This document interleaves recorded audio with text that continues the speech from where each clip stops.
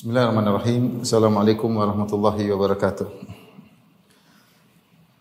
Alhamdulillahi ala ihsani wa syukru lahu ala taufiqihi wa amtinani wa asyhadu an la ilaha illallah wahdahu la syarika lahu ta'ziman li sya'ni wa asyhadu anna Muhammadan abduhu wa rasuluhu da'ila ridwani. Allahumma salli alaihi wa ala alihi wa ashabihi wa ikhwani. Ikhwan dan akhwat yang dirahmati oleh Allah Subhanahu wa taala.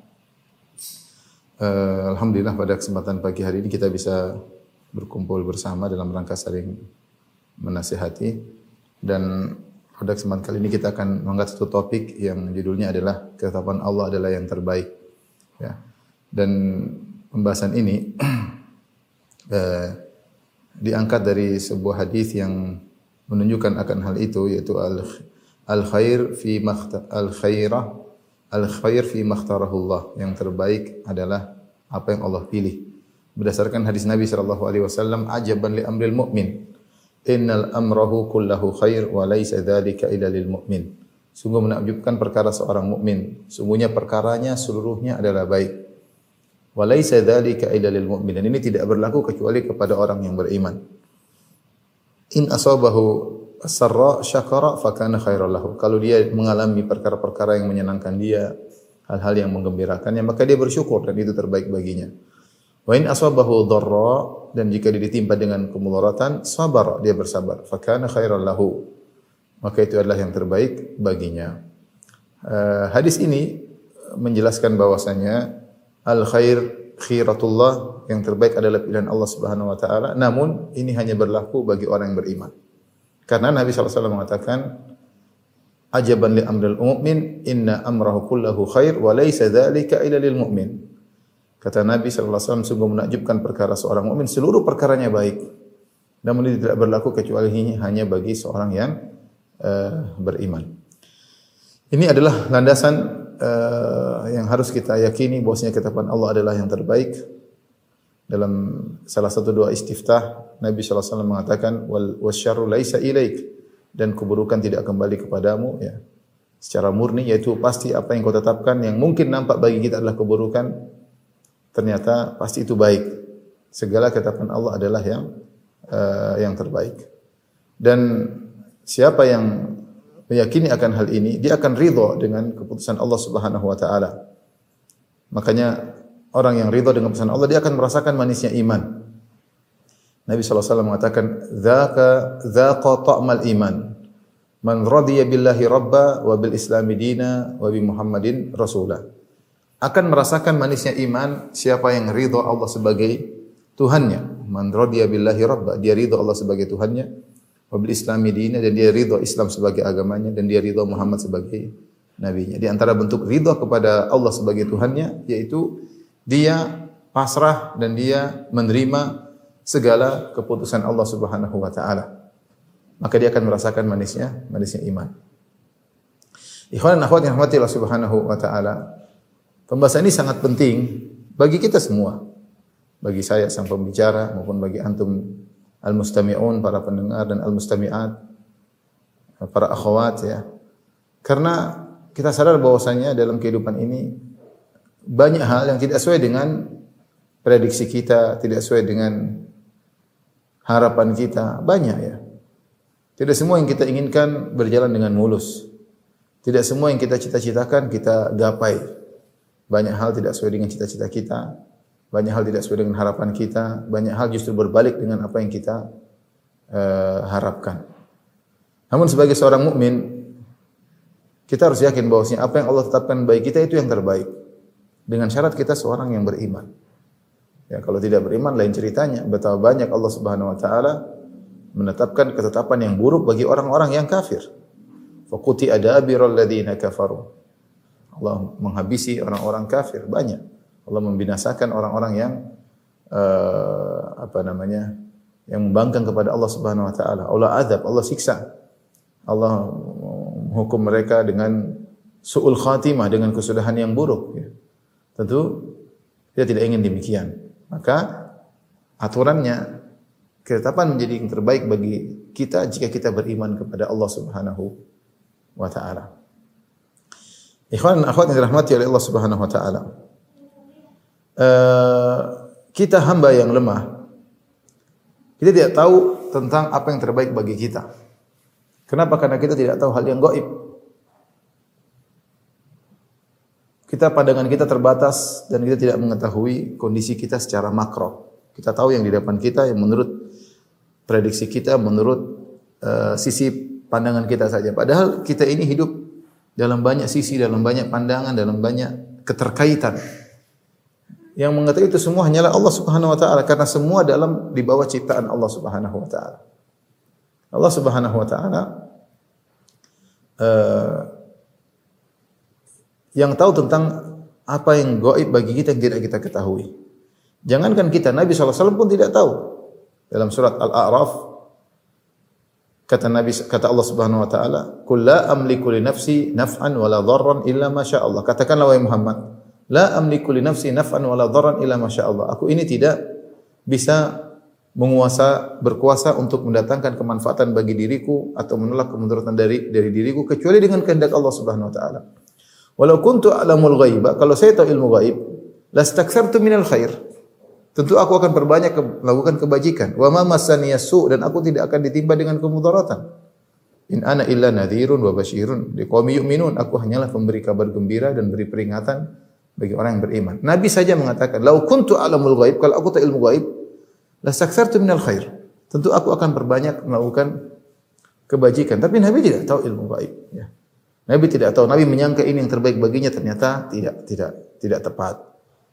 Nabi menyangka ini buruk baginya, ternyata tidak tepat. Allah yang lebih tahu. Contoh sederhana. Nabi ditegur oleh Allah beberapa kali karena Nabi menyangka itu yang terbaik baginya. Seperti ketika Nabi SAW sedang berdakwah kepada besar-besar Quraisy, lantas datang Ibnu Ummi Maktum yang buta radhiyallahu taala anhu, kemudian Nabi bermuka masam dan berpaling dari Ibnu Ummi Maktum. Kenapa? Menurut persangkaan Nabi, prediksi Nabi, apa yang dia lakukan sedang fokus kepada pembesar-pembesar Quraisy yang masih kafir untuk didakwahi. Ini lebih afdal. Karena jika pembesar-besar ini masuk Islam, maka bawahannya akan mudah masuk Islam. Sementara Ibnu Ummi Maktum sudah Islam, sehingga ditunda tidak jadi masalah. Ini menurut prediksi Nabi SAW. Maka Nabi pun melakukan apa yang menurut dia terbaik. Nabi pun berpaling dari Ibnu Ummi Maktum tersebut dan dia fokus untuk mendakwahi orang-orang gembong-gembong musyrikin tersebut. Tapi ternyata salah. Kata Allah Subhanahu wa taala, "Abasa wa tawalla an ja'ahul a'ma wa ma yudrika la'allahu yazakka aw yadhakkaru fatanfa'ahu dzikra amma man istaghna fa anta lahu tasadda wa ma 'alaika alla yazakka wa amma man ja'aka yas'a wa huwa yakhsha fa anta anhu talaha." Maka Allah tegur Nabi, kata Allah, dia Rasulullah SAW bermuka masam dan berpaling ketika datang kepadanya seorang yang buta. Ya. Sementara orang yang merasa sombong, engkau sibuk untuk mendakwahinya. Sementara orang yang datang dalam kondisi semangat dan dalam kondisi buta, malah engkau berpaling darinya. Lihat, ini contoh sederhana. Nabi punya prediksi ternyata tidak tepat, ya. Tidak tepat. Itu kalau Nabi pun tidak tahu apa yang terbaik bagi dirinya dari segala sisi, ya, dalam segala hal, maka apalagi kita. Karenanya kita disyariatkan untuk salat istikharah. Yang dalam salat istikharah tersebut kita mengakui ketidaktahuan kita tentang apa yang terbaik bagi diri kita. Apa doa istikharah?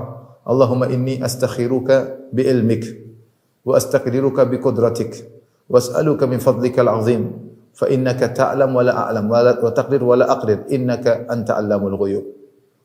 Ya Allah, aku minta pilihanmu. Astakhiruka, aku minta pilihan, bukan aku yang milih, ya Allah. Bi'ilmik, dengan ilmumu yang maha mengetahui segalanya, maha mengetahui yang gaib, maha mengetahui yang terbaik untukku, yang aku tidak lebih tahu daripada engkau, lebih tahu daripada diriku sendiri. Seorang hamba tidak tahu apa yang masuk bagi dirinya, Allah lebih tahu. Kenapa? Karena cakupan kita sedikit, ilmu kita pendek, pandangan kita pendek, sisi yang bisa kita lihat cuma sedikit, padahal keterkaitan dengan kita banyak. Allah yang lebih tahu. Logika sederhana, seperti kita punya anak kita, menurut dia maslahat dia tuh makan ini, main ini, maslahat dia tidak, itu karena memang ilmu dia cuma sampai situ. Menurut dia paling maslahat bagi seorang anak adalah main melulu. Paling maslahat bagi seorang anak adalah makan permen melulu. Tapi ibunya menegur, jangan makan ini aja. Sampai dia nangis. Kadang dia ini dicubit oleh ibunya. Kenapa? Ibunya lebih tahu tentang maslahat sang anak daripada sang anak sendiri. Meskipun sang anak tidak terima, meskipun pedih hatinya sampai dia menangis. Ketika dilarang ini, dilarang anu, kemudian diberikan sesuatu yang dia tidak sukai, disuruh makan apa yang dia tidak sukai, dipaksa makan yang tidak dia sukai. Ya, dia menangis. Karena dia tidak tahu itu maslahat bagi dirinya. Yang tahu ibunya, maka ibunya yang memaksakan. Ini logika sederhana walillahil matsalul a'la. Dan Allah perumpamaan yang lebih tinggi. Dan Allahu arhamu bi ibadi min hadhi bi walid. Allah lebih sayang kepada hamba-Nya daripada seorang ibu kepada anaknya. Kita punya cita-cita.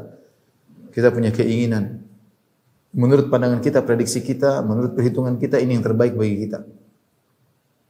Tapi ingatlah bahwasanya database kita untuk menilai terbatas. Kita tidak tahu ilmu gaib. Kehidupan kita terkait dengan banyak hal. Database kita untuk menilai terbatas. Maka serahkanlah pemilihan hanya kepada Allah Subhanahu wa taala karena Allah yang Maha mengetahui apa yang terbaik bagi kita. Itulah doa istikharah. Allahumma inni astakhiruka bi ilmik. Ya Allah, aku mohon pilihanmu untuk urusanku dengan bertawasul dengan ilmumu. Ya. Wa astaghfiruka bi qudratik. Aku mohon pertolonganmu dengan kekuasaanmu. Ya. Karena aku tidak mampu. Kekuatanku terbatas. Untuk mengetahui mana yang terbaik, untuk melaksanakan apa yang terbaik, terbatas. Subhanallah, manusia lemah ya. Ilmunya terbatas, kemampuannya terbatas. Wa as'aluka min fadlikal azim, tapi aku mohon kepada Engkau karuniamu yang besar. Karimul luas ya Allah. Fa innaka taqdir wa la aqdir. Karena Engkau yang berkuasa, aku tidak berkuasa. Wa ta'lam wa la a'lam. Engkau yang tahu, aku tidak tahu. Wa anta 'allamul ghuyub, dan Engkau mengetahui perkara-perkara yang gaib. Allahumma in kunta ta'lam anna hadzal amr. Ya Allah, jika Kau tahu perkara ini khairan li fi dini, disebutkan perkaranya. Nikah kayak beli barang kayak jual barang kayak pindah tempat tinggal kayak ya, dalam segala urusan yang kita perlu pilihan Allah, maka kita salat. Kemudian baca doa istikharah tersebut. In kunta ta'lam anna hadzal amr khairan li fi dini wa ma'ashi wa akibati amri. Faisirhu li. Ya Allah, kalau Kau tahu ini baik bagiku, untuk agamaku, untuk duniaku dan kesudahanku, cepat atau lambat, maka mudahkan aku. Tapi kalau Kau tahu ini buruk, maka jauhkanlah ini dariku. Jauhkanlah diriku darinya dan takdirkan yang terbaik bagiku. Ya. Jadi betapapun kita menerka-nerka apa yang terbaik bagi kita, tetap Allah yang lebih tahu. Makanya Allah bikin kaidah dalam Al-Quran, kata Allah Subhanahu Wa Taala, wa asa an takrahu syai'an wa huwa khairul lakum. Bisa jadi kau membenci sesuatu, namun itu baik bagimu. Wa asa an tuhibbu syai'an wa huwa syarrul lakum. Bisa jadi kau menyukai sesuatu ternyata buruk bagimu. Wallahu ya'lamu wa antum la ta'lamun. Allah yang tahu, kalian tidak mengetahui. Ini kaidah, kesimpulan. Dan kita harus ingat-ingat hal ini. Ingat, kita ini anak kecil, logikanya anak kecil dan ibu kita yang lebih tahu tentang kebaikan kita. Kita hamba Tuhan pencipta kita yang menciptakan onderdil kita ini, yang tahu jiwa kita, yang mengetahui fisik kita, yang mengetahui diri kita, yang mengetahui masa depan kita, lebih tahu tentang apa yang terbaik bagi kita. Lebih terbaik bagi kita. Makanya kita serahkan kepada Allah. Allah ingatkan tadi, wa asa an takrahu syai'an wa huwa khairul lakum. Bisa jadi kau benci sesuatu ternyata baik bagimu. Wa asa an tuhibbu syai'an wa huwa syarrul lakum. Bisa jadi kau mencintai sesuatu ternyata buruk bagimu. Wallahu ya'lamu wa antum la ta'lamun. Allah yang tahu dan kalian tidak mengetahui. Allah sebutkan sebabnya. Kenapa bisa jadi yang baik ternyata buruk, bisa jadi yang buruk ternyata baik? Kenapa? Sebabnya. Wallahu ya'lamu, Allah tahu, wa antum la ta'lamun. Kalian tidak mengetahui. Prediksi kalian sering salah, persangka kalian sering salah, perhitungan kalian sering salah. Jadi inilah yang membuat agar mengakar dalam diri kita dan kita akan hidup dengan tenteram. Kita akan merasakan manisnya iman kalau kita ridha dengan keputusan Allah. Karena kita tahu itu keputusan yang terbaik. Tuhan kita dialah Allamul Ghuyub, yang tahu tentang hal-hal yang gaib. Ya. Tuhan kita yang mengatur segalanya. Afaman huwa qa'imun ala kulli nafsin bima kasabat. Apakah Tuhan yang mengurusi seluruh jiwa dengan apa yang dia lakukan? Jadi kita ini diurusi oleh Allah secara detail, masing-masing kita. Jangan kita menyangka bahwasanya Allah tidak mengurusi kita secara person demi person. Allah ngurusin kita secara detail person demi person, setiap urusan kita. Beda kalau kita bicara tentang penguasa di dunia, ya, taruhlah kita bicara tentang misalnya direktur suatu perusahaan. Jadi dia ngatur secara global doang. Dia tidak bisa ngatur anak buahnya secara detail. Karena kemampuan dia terbatas, ilmu dia terbatas, jangkauan dia terbatas. Apalagi kalau anak buahnya ternyata ratusan sampai ribuan, dia tidak mampu. Dia butuh pembantu-pembantu yang untuk mengurusi secara memberi informasi kepada dia. Apalagi kalau kita bicara tentang menteri, kita bicara tentang kepala negara, lebih sulit lagi.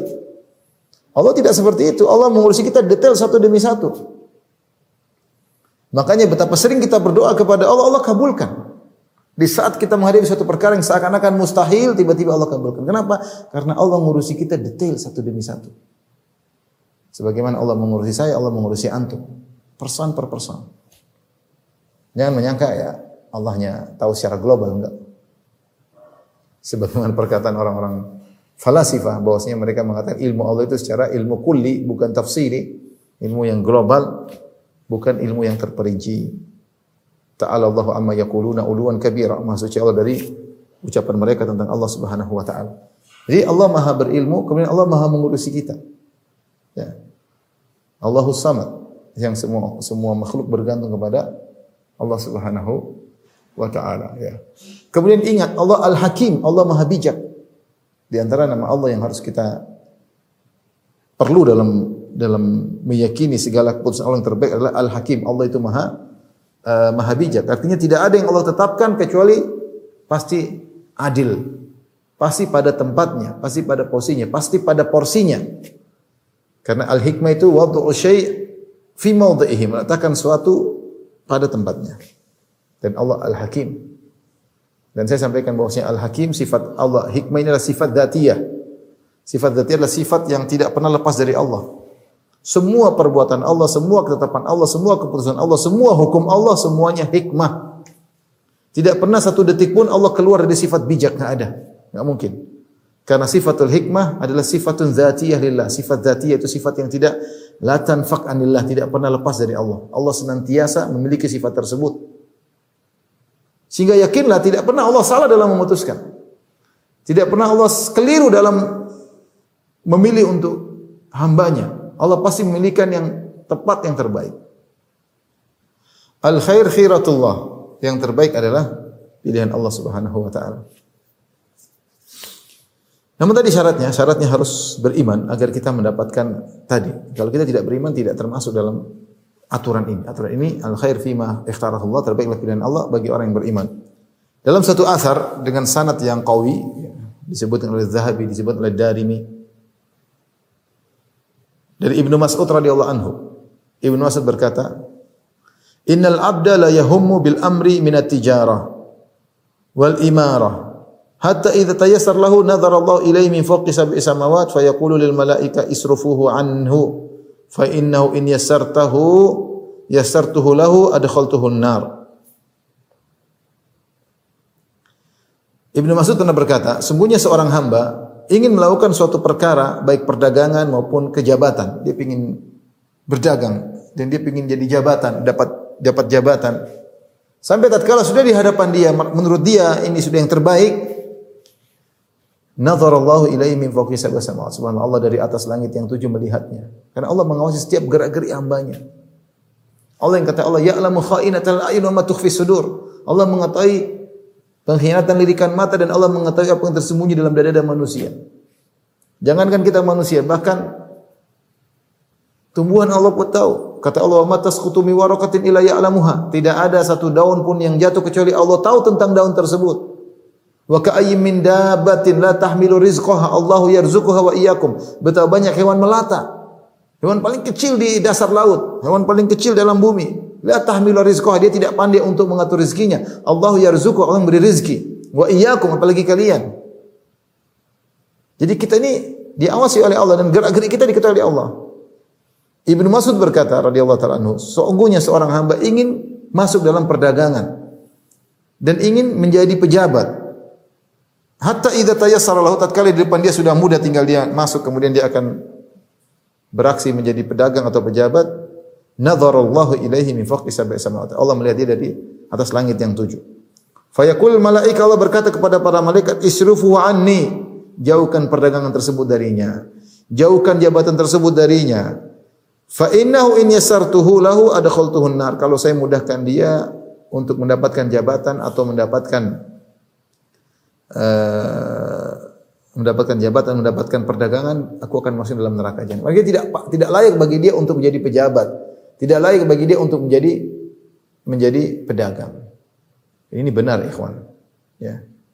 Karena yang tahu tentang kebaikan kita adalah Allah Subhanahu wa taala. Menurut kita, kalau ada seorang kaya raya, dia akan bahagia, dia akan tentram, tapi belum tentu. Betapa banyak orang ketika dia masih dalam kondisi susah dia bahagia, tentram, tenang dengan istrinya dan anak-anaknya. Begitu harta masuk ke dalam dirinya, ya. Ketika harta masuk dalam dirinya jadi orang kaya, rusak semua. Kebahagiaannya dicabut.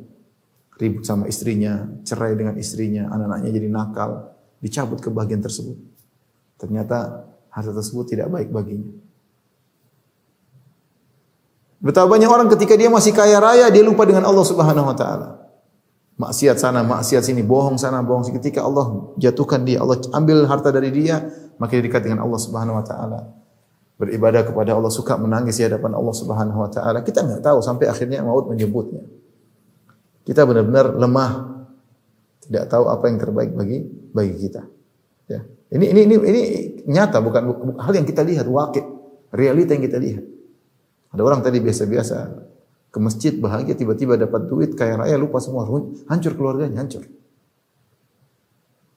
Ada orang tadinya bukan pejabat, kemudian jadi pejabat, rusak. Kena wanita lah, korupsi lah, macam-macam, rusak.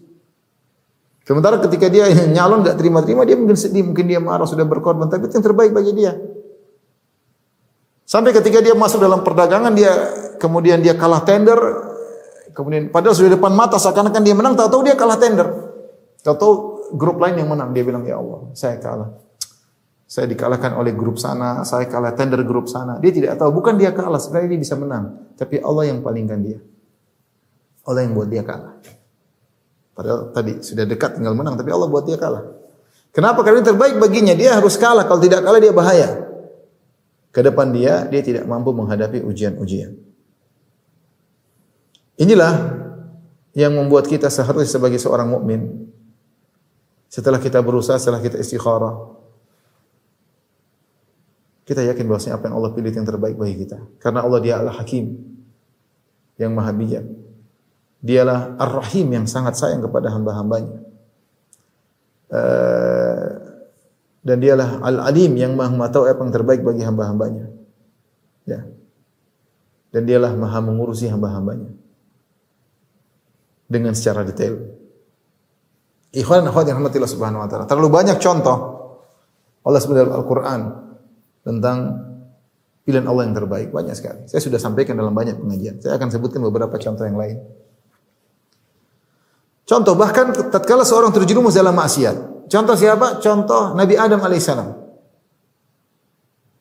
Nabi Adam alaihissalam, ketika Allah ciptakan dia, Allah memilihkan dia. Wa ya Adam uskun anta wa zawjukal jannata fakula min haitsu syi'tuma. Wahai Adam, setelah Allah ciptakan Adam, menciptakan Hawa. Kemudian kata Allah, ya Adam, tinggallah kau di surga bersama istrimu Hawa dan makan sepuasmu. Adam dan Hawa dia tidak ada begitu-begitu saja, ya cuma dimuliakan, masukkan dalam surga. Tapi dia bukan seorang rasul. Kemudian melakukan pelanggaran, memakan buah yang dilarang. Dan Allah tegur dia. Alam anhakuma antilkuma syajarati wa aqul lakuma inna syaitana lakuma aduwwum mubin. Allah bilang, wahai Adam, bukan saya sudah larang kamu? Dan sudah saya ingatkan bahwasanya jangan kalian makan dari pohon tersebut. Dan sudah saya tegur bahwasanya syaitan adalah musuh kalian yang nyata. Adam berkata, qala rabbana zalamna anfusana. Adam dan Hawa berkata, ya Rabb kami telah menzalimi diri kami. Wa illam taghfir lana wa tarhamna, kalau engkau tidak maafkan kami dan tidak merahmati kami, lanakunanna minal khasirin, kami sungguh-sungguh menjadi orang yang merugi. Allah ampuni. Allah turunkan ke bumi. Situlah mulai Adam alaihissalam menjadi lebih mulia. Kata Allah, "Tsumma jatabahu rabbuhu fataba alaihi wa hada." Kemudian Allah pilih dia, ijtaba, Allah pilih Adam menjadi seorang nabi. Tsumma jatabahu rabbuhu, Allah pilih Adam. Fataba alaihi, Allah terima taubatnya, wa hada, dan Allah beri petunjuk kepadanya. Ternyata setelah Adam turun ke bumi, maka ternyata banyak faedah yang bisa didapatkan. Lahirlah dari keturunannya para rasul, orang-orang saleh dan macam-macam ya. Tapi intinya dia mendapatkan ijtiba, mendapatkan pilihan dari Allah setelah dia melakukan pelanggaran, setelah dia turun. Sehingga timbullah kerinduan baginya untuk kembali ke kampung halamannya. Sehingga dia lebih bersyukur kepada Allah nanti kalau masuk surga. Sehingga dia tahu nikmat, bagaimana nikmat surga setelah dia keluar dari surga. Karena Allah mengatakan fala yukhrijannakuma minal jannati fatasqa. Hati-hati Adam, jangan sampai iblis mengeluarkan kau dari surga, kau akan menderita, dan benar dia merasakan penderitaan tersebut. Intinya apa? Bahkan ketika Adam melakukan maksiat, ternyata ketetapan yang Allah tetapkan bagi Adam yang terbaik. Kenapa? Karena dia beriman. Ketika dia melakukan maksiat, dia bertobat kepada Allah. Beda ketika orang bermaksiat dan tidak bertobat, tidak beriman, ya ini ketetapan buruk bagi dia. Semakin parah sampai berujung pada su'ul khatimah, berarti buruk bagi dia. Ingat, kita bilang kaidah ini, ketetapan orang terbaik ini berlaku bagi orang yang beriman. Bahkan bagi seorang yang beriman yang bermaksiat. Kalau dia bertobat kepada Allah, maka ketetapan yang terbaik bagi dia. Dia tahu bahayanya maksiat. Dia tahu bagaimana pedih hati kalau jauh dari Allah Subhanahu wa taala. Dia tahu bagaimana was-was kekhawatiran yang menimpa hatinya ketika dia jauh dari Allah Subhanahu wa taala. Dia tahu bahwasanya kelezatan maksiat adalah kelezatan sementara yang menipu. Dia tahu semua. Kapan? Ketika dia bermaksiat. Oleh karenanya Ibnu Qayyim punya pembahasan bagus dalam kitab Madarijus Salikin menjelaskan tentang bagaimana kondisi orang. Apakah lebih baik sebelum kalau dia tidak berdosa sama sekali, atau lebih baik kalau dia sudah berdosa dan bertobat? Ini ada pembahasan di kalangan para ulama. Tapi ada kondisi di mana seorang ketika berdosa kemudian bertobat lebih baik daripada sebelum dia bermaksiat. Di antaranya Adam alaihissalam.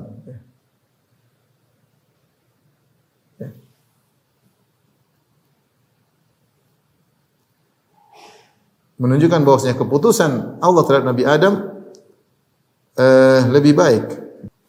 Di antara juga contoh bahwasanya orang yang melakukan kesalahan pun lebih baik daripada sebelum bersalah, Nabi Daud alaihissalam. Allah sebutkan ya kisah Nabi Daud alaihissalam ketika dia salah berhukum ya. Allah mengatakan wa dhanna Dawudu annama fatannahu fastaghfar rabbahu wa kharra raki'an wa anaba faghafarna lahu dzalik. Ketika Nabi Daud tahu dia salah berhukum karena terburu-buru memberi hukuman, tidak mendengar dari dua belah pihak, terburu-buru, tergesa-gesa, maka dia pun sadar bahwasanya dia telah salah berhukum, dan dia tahu kami sedang mengujinya. Fastaghfar rabbahu, segera beristighfar. Daud bersalah dan dia berdosa dan dia beristighfar. Wa kharra raki'an wa anab, maka dia pun segera tersungkur, rukuk, dan dia kembali kepada Allah. Dia berdosa. Tapi setelah itu kata Allah, faghfarna lahu dzalik. Kami ampuni dia, wa inna lahu indana la zulfa. Justru dia setelah bertobat Allah menyatakan dia memiliki kedudukan yang dekat dengan kami. Wa husna ma'ab, dan tempat kembali yang terbaik. Jadi ini contoh. Dan banyak orang seperti ada seorang tadi imannya biasa, ketika dia bermaksiat kemudian dia sadar dia bertobat, kemudian imannya gaspol lebih tinggi daripada sebelumnya. Dan itu terjadi. Makanya dibahas oleh Ibnu Taimiyah rahimahullah, bisa jadi seorang setelah melakukan dosa dia menjadi lebih baik daripada kalau dia tidak berdosa. Dia lebih baik daripada kalau dia tidak berdosa. Contohnya Adam alaihissalam, contohnya Daud alaihissalam. Bahkan Ibnu Qayyim rahimahullah menyebutkan bisa jadi seorang masuk surga karena dosa yang dia lakukan. Kok bisa masuk surga karena dosa? Ketika dia melakukan dosa, kemudian itu terngiang-ngiang dalam benaknya. Dia selalu ingat tentang dosanya, selalu dia merasa rendah, dia tidak ujub, dia merasa hina, selalu menangis. Selama dia selalu ingat dosanya, dia dapat pahala terus. Sehingga akhirnya hatinya semakin bersih, jauh dari ujub, dari sombong. Apa yang mau dia sombong sementara dia pernah terjerumus dalam dosa? Apa yang mau dia ujubkan sementara dia tidak bisa mengatur hawa nafsunya? Justru dia yang ditawan oleh hawa nafsunya, dan dia pernah terjerumus. Akhirnya dia masuk surga. Jadi ini saya ingin menyampaikan poin bahwasanya selama seorang itu beriman, meskipun kelihatannya buruk terjadi pada dia, bahkan ketika dia melakukan dosa, yakinlah di balik ketetapan Allah yang terbaik. Ini contoh tadi Nabi Adam alaihissalam. Contoh lagi yang Allah sebutkan dalam Al-Quran, contohnya Nabi Musa alaihissalam. Nabi Musa alaihissalam sudah kita sebutkan dalam banyak kajian. Ketika ibunya melepas dia di sungai Nil, ya, ternyata ujungnya adalah kebaikan. Ya. Di antaranya ketika Nabi Musa alaihissalam keluar dari kota Mesir. Fa kharaja minha khaifan yataraqqab. Nabi Musa karena dikabarkan innal mala' ya'tamiruna bika liyaqtuluk fakhruj inni laka minan nasihin. Ada seorang lapor, wahai Musa, ingat Fir'aun dan pembesar-besarnya sedang rapat dan mereka ingin membunuhmu. Pergilah kau dari Mesir, sungguhnya aku nasihati engkau. Maka Nabi Musa tanpa persiapan, fa kharaja minha khaifan yataraqab, maka dia pun kabur meninggalkan kota Mesir, yataraqab. Yataraqab itu khawatir. Sini mungkin ada tentaranya Fir'aun, mungkin dari sini tentaranya Fir'aun yang nangkap dia khawatir. Yataraqab. Akhirnya pergilah dia meninggalkan segala kemewahan kehidupannya, yang dia adalah anak angkat Fir'aun. Dia pergi kemudian menuju ke Madian, jadi penggembala kambing di sana. Tapi ternyata subhanallah, Allah ingin kebaikan baginya. Akhirnya dia menikah dengan seorang wanita soleha. Dia punya mertua yang soleh, punya kehidupan baru. Penggembala kambing, ternyata dengan menggembala kambing dia bisa mengatur, dan setiap nabi pasti penggembala. Akhirnya dia diangkat menjadi seorang rasul. Subhanallah, ternyata di balik keluarnya dia dari kota Mesir ternyata mendatangkan banyak kebaikan bagi Musa alaihissalam.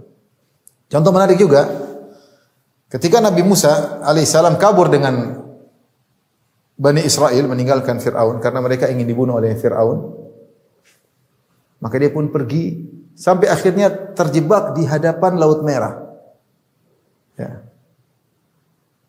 Falamma tara al-jam'ani, di waktu fajar menyingsing, falamma tara al-jam'ani, ketika dua pasukan saling melihat, itu pasukan Fir'aun dengan balantaranya yang banyak tapi masih jauh. Dan kaum Nabi Musa melihat, falamma tara al-jam'ani, dua kumpulan saling melihat, qala ashabu Musa inna lamudrakun. Kata pengikut Nabi Musa, kita bakalan ketangkap.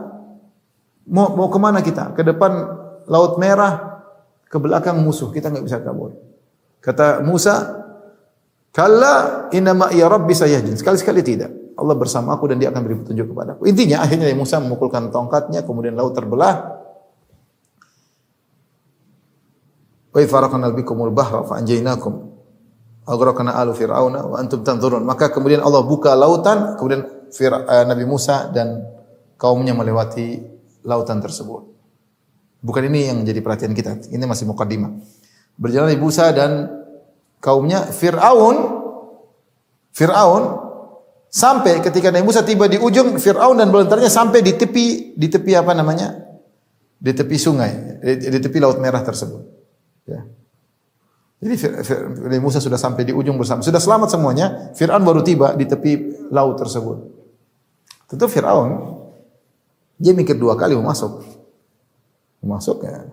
Nanti kalau lautnya tenggelam lagi. Sementara apa pikiran Nabi Musa ketika Nabi Musa selamat? Nabi Musa ingin segera menutup laut kembali. Dia ingin mukul, kemudian laut kembali lagi, sudah Fir'aun akan ketakutan, kemudian sudah lolos. Ini pikiran Nabi Musa. Dia memilih untuk memukul kembali tongkat ke laut supaya laut tertutup sehingga selamat dia.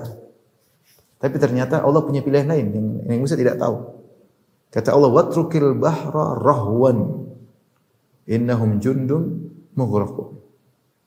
Kata Allah, watrukil bahra rahwan, biarkan lautan jangan dipukul, biarin aja. Fir'aun yang tadinya mau masuk ragu-ragu, ketika dia melihat lautan masih tetap ke atas, air mengalir ke atas dan tanah menjadi yabasan, menjadi kering. Tadinya dia ragu, ketika dia melihat laut tidak turun-turun, ini berarti tidak akan turun laut tersebut. Akhirnya dia memberanikan diri untuk maju. Padahal tadi idenya Nabi Musa sudah pukul lautan tertutup, Fir'aun sudah pulang sana. Yang penting dia selamat. Tapi ternyata Allah punya pilihan yang lebih baik bagi Musa dan pengikutnya. Kata Allah, watrukil bahra rahwan. Biarin laut tersebut, jangan dipukul dulu. Sehingga akhirnya Fir'aun pun masuk. Fatajallada Fir'aun, kata Ibnu Katsir, Fir'aun kemudian sok jagoan, padahal dia juga cemen, tapi dia karena mengaku sebagai Tuhan, dia masuk ke dalam. Ketika dia masuk, dia mengatakan, wahai kaumku, sungguhnya aku Tuhan, lihatlah laut terbelah untukku. Ayo ke semua datang, ini semua masuk. Ketika semua sudah masuk dalam lautan, baru Allah menyuruh mukul lautan kedua kali. Dipukul tertutup, maka mereka pun mughraqun, mereka pun tenggelam. Dan ada faedah, wa antum tanzurun. Wa aghraqna ala fir'auna wa antum tanzurun. Kata Allah, kami tenggelamkan Fir'aun dan bala tentaranya, wa antum tanzurun, dan kalian melihat bagaimana tenggelamnya mereka. Jadi pilihan Allah yang terbaik. Kalau Musa harus memilih, dia tadi ingin mukul segera biar laut tertutup, tapi Allah punya pilihan lain. Agar Fir'aun dan bala tentaranya binasa. Ini ketetapan yang terbaik bagi Nabi Musa, ketetapan terburuk bagi Fir'aun. Ini semua ketetapan Allah. Tapi ketetapan ini terbaik bagi Musa dan pengikutnya. Ini ketetapan terburuk bagi Fir'aun dan bala tentaranya. Sejak saat itu Nabi Fir'aun disiksa oleh Allah dalam alam barzah sampai hari kiamat kelak. Ya. Makanya saya bilang Allah lebih tahu tentang apa yang terbaik bagi kita.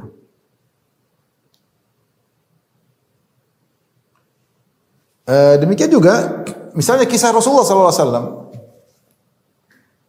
Kisah Rasulullah SAW. Rasulullah SAW dalam perang Badar, ya. Para sahabat tidak ingin perang melawan Abu Jahal. Wa idh ya'idukumullahu ihda at-ta'ifataini annaha lakum wa tawadduna ana ghairu dzati syaukati takunu lakum. Ketika Allah menyatakan kalian akan pasti menang, kalian akan melawan salah satu dari dua musuh dan kalian akan menang. Ya. Dan kalian ingin yang kalian lawan adalah pasukannya Abu Sufyan. Ini kisah sederhana perang Badar ketika Abu Sufyan datang dengan bawa 40 pengawal dengan bawa emas yang sangat banyak, kalau nggak salah 200 kg emas, 50 berapa ribu dinar ya. Kemudian Nabi ingin mencegat Abu Sufyan untuk mengambil hartanya. Dan para sahabat semangat. Makanya Nabi cuma bawa sebagian sahabat, ada yang izin pulang untuk minta bawa tunggangan, katanya enggak usah, yang siap aja jalan. Akhirnya yang dalam cuma 315 atau 319. Dan jumlah 319 ini sudah cukup untuk melawan 40 pengawal Abu Sufyan. Ternyata Abu Sufyan dengar Rasulullah SAW ingin datang, maka dia kabarkan Abu Jahal. Abu Jahal pun datang dengan 1000 pasukan. Para sahabat enggak tahu nih, sementara mereka berjalan menuju Badar, apa yang akan mereka lawan? Apakah mereka akan melawan Abu Sufyan yang cuma 40 pasukan, ataukah mereka akan melawan Abu Jahal yang 1000 pasukan? Dan mereka inginnya melawan Abu Sufyan karena mudah.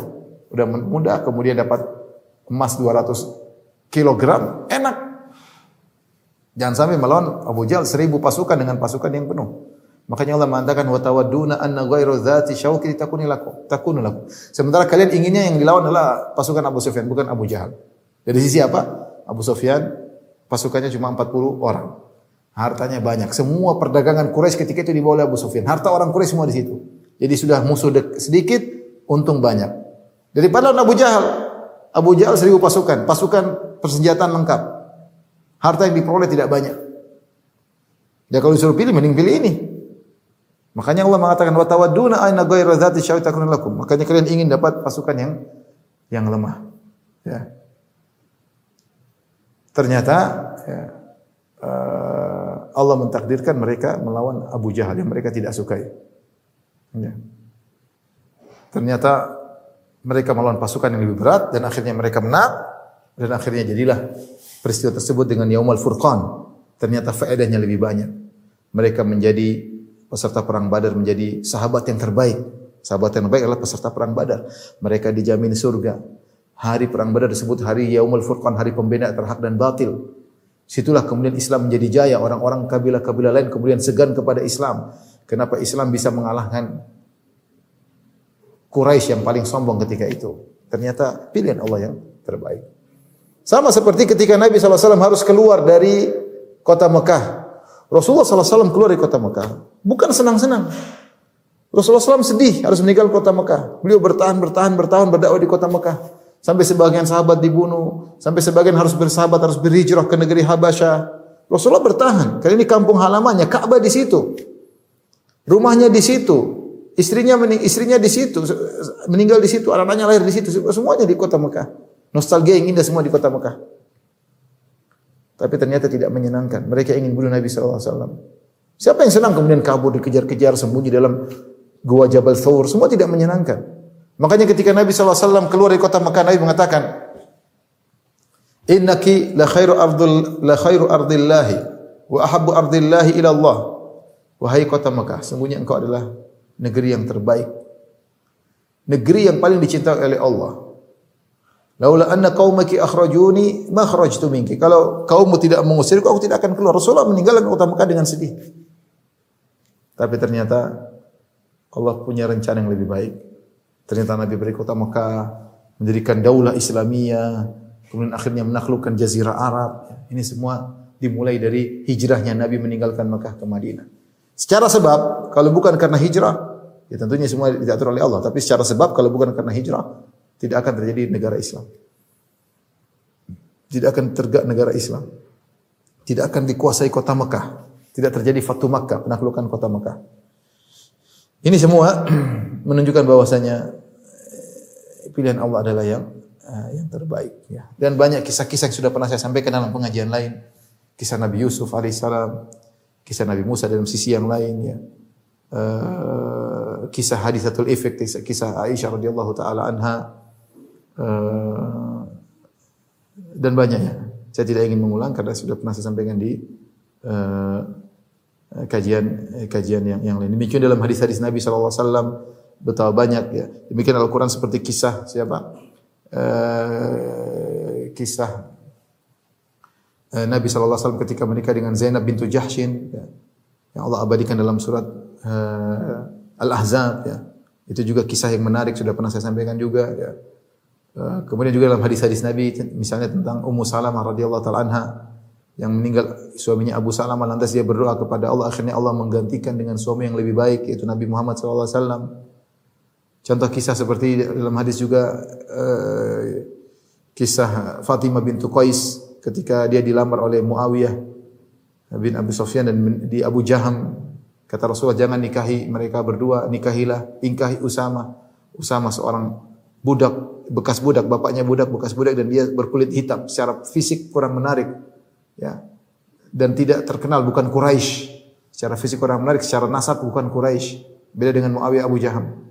Tapi Rasulullah mengatakan, "Ya Fatimah, nikahilah Usama." Akhirnya ketika nikah, ternyata banyak faedah yang dibalik itu karena dia memilih pilihan Rasulullah sallallahu alaihi wasallam.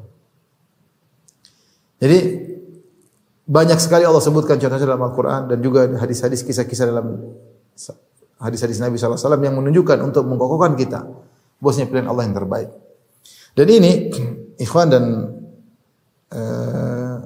akhwat yang dirahmati Allah Subhanahu wa taala menekankan kepada kita bahwasanya kita hanya bisa berusaha, ikhtiar. Agar kita tahu bahwasanya pilihan Allah yang terbaik bagi kita, kita harus ikhtiar. Kita ikut prosedur. Karena saya sudah sebutkan tadi, syarat agar kita mendapat pilihan terbaik, kita harus beriman. Kalau tidak beriman, tidak berlaku. Bisa jadi kita diberikan ketetapan yang buruk. Makanya agar kita bisa memastikan ketetapan Allah yang terbaik, kita ikut prosedur. Prosedur gimana? Ikhtiar, bahasa kita. Yaitu badlul asbab. Kalau bahasa Arabnya badlul asbab, orang terjemahkan dengan bahasa Indonesia dengan ikhtiar, itu berusaha. Berusaha berdoa. Kata Nabi SAW, ihris ala ma yanfa'uk wasta'in billah, wala ta'jazanna. Semangatlah melakukan apa yang terbaik bagimu, lakukan apa yang ihris ala ma yanfa'uka. Semangatlah engkau melakukan apa yang bermanfaat bagimu. Wasta'in billah, minta tolong kepada Allah, wala ta'jazanna, dan jangan malas. Fa in asabaka syai', kalau kau sudah berusaha ternyata menimpamu perkara yang kau tidak sukai, fala taqul law anni fa'altu kadza wa kadza lakana wa kadza wa kadza. Jangan katakan coba tadi kalau saya begini, fa inna law taftahu amal syaitan. Karena perkataan seandainya ini membuka pintu syaitan. Walakin qul, tapi katakanlah qaddarallahu ma syafa'al. Takdir Allah dan apa yang Allah lakukan apa yang terbaik. Jadi kita harus ikut prosedural, bertakwa kepada Allah, berikhtiar, berdoa kepada Allah, apapun yang terjadi itu yang terbaik. Bahkan meskipun datang dalam bentuk musibah. Bukankah Nabi SAW mengatakan, "Idza arada man yuridillahu bi khairin yusib minhu." Siapa yang Allah kehendaki kebaikan baginya, Allah timpakan musibah baginya. Allah timpakan musibah baginya. Bahkan dalam seorang tatkala terkena musibah, ya, pasti ada kebaikan di balik itu. Pasti ada kebaikan di balik itu. Cuma kita enggak tahu. Seandainya dibukakan perkara gaib, kamu kalau dapat nikmat ini bakalan kamu celaka, kamu begini-begini, tentu kita akan pasrah. Tapi kita enggak tahu perkara yang gaib. Bisa jadi ketika kau dapat musibah, ternyata Allah ingin meningkatkan kau dari keburukan yang lebih parah. Bisa jadi tatkala kau terkena musibah atau tidak berhasil, Allah ingin menyediakan bagi engkau kenikmatan yang lebih daripada itu. Ini itu banyak, kita nggak perlu, artinya kita mengalami hal tersebut. Kita cita-cita pingin di sini, ternyata Allah pindahkan ke tempat yang lebih afdal. Kita terkena musibah ini, ternyata kita sadar kita tidak diterima. Ternyata kalau kita diterima mungkin lebih parah, kita nggak tahu. Namun Allah tidak mengungkapkan itu hal gaib. Terkadang Allah tampakkan hikmahnya, cepat atau lambat. Terkadang Allah tutup. Hanya kita bisa tahu tatkala kita sampai di akhirat. Maka tidak ada jalan terbaik kecuali kita pasrah kepada Allah. Seringlah kita mengatakan, Ya Hayyu Ya Qayyum, birahmatika astaghith, fa aslih li sya'ni kullah, wa la takilni ila nafsi tarfata ain. Wahai Hayyu Ya Qayyum, wahai yang Maha Hidup. Kalau Allah Maha Hidup berarti Allah mengetahui apa yang kita lakukan semuanya. Ya Qayyum, yang mengurusi segala sesuatu. Yang tidak ada yang bisa tegak kecuali yang mengurusi Allah Subhanahu wa taala. Ya Qayyum, birahmatika astaghith, dengan rahmatmu, kasih sayangmu kepadaku, kepada makhluk, kepadaku, astaghith, aku mohon pertolonganmu. Fa aslih li sya'ni kullah, perbaiki segala urusanku. Ini urusanku banyak, urusan dengan anak, urusan dengan istri, urusan dengan tetangga, urusan dengan dakwah, urusan dengan rakyat, dengan penguasa, banyak sekali urusan. Fa aslih li sya'ni kullah, perbaiki segala urusanku. Wala takilni nafsi tarfata ain, jangan kau serahkan urusanku kepada diriku meskipun hanya sekejap mata. Jangan, karena kita enggak tahu maslahat kita. Kita enggak tahu apa yang terbaik bagi kita. Jangan sekali-sekali kita serahkan pede dengan diri kita, serahkan kepada Allah. Kita hanya ikhtiar berusaha. Kalau kita sudah bismillah, kita serahkan kepada Allah. Dan tawakal. Ikut prosedur agar ketetapan Allah yang terbaik. Bahkan ketika mau tidur, kita ikrarkan hal ini. Kita mengatakan sebelum tidur, di antara doa sebelum tidur. Ini doa yang terakhir diucapkan sebelum tidur. Di antara doa apa namanya? Di antara doa tidur ya. Allahumma inni aslamtu nafsi ilaik. Ya.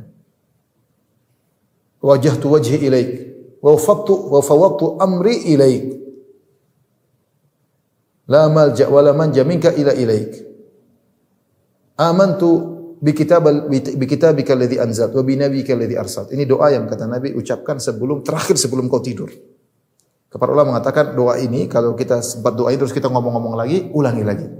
Sebelum tidur baca doa ini terakhir. Doa tidur kan banyak. Bisa jadi 10 doa tidur. Allahumma qini adzabaka yauma tab'atsu ibadak. Bismika Allahumma ahya wa amut ya. Amutu wa ahya. Subhanakallah rabbi bika wada'tu jambi wa bika arfa'uhu in amsakta nafsi faghfir laha wa in arsaltaha fahfadh bima tahfadhu bihi baraka salihin. Baca ayat kursi, baca 3 qul. Banyak doa mau tidur. Tapi di antara doa yang terakhir kau baca tadi Allahumma aslamtu nafsi ilaik. Ya Allah, kuserahkan jiwaku kepadamu. Wajjahtu wajhi ilaik, dan aku arahkan wajahku kepadamu. Walja'tu dhahri ilaik, aku serahkan punggungku kepadamu. Wa fawwadtu amri ilaik, aku serahkan urusanku kepadamu. La malja wa la manja minka ilaik, tidak ada tempat lari kecuali kepada Engkau.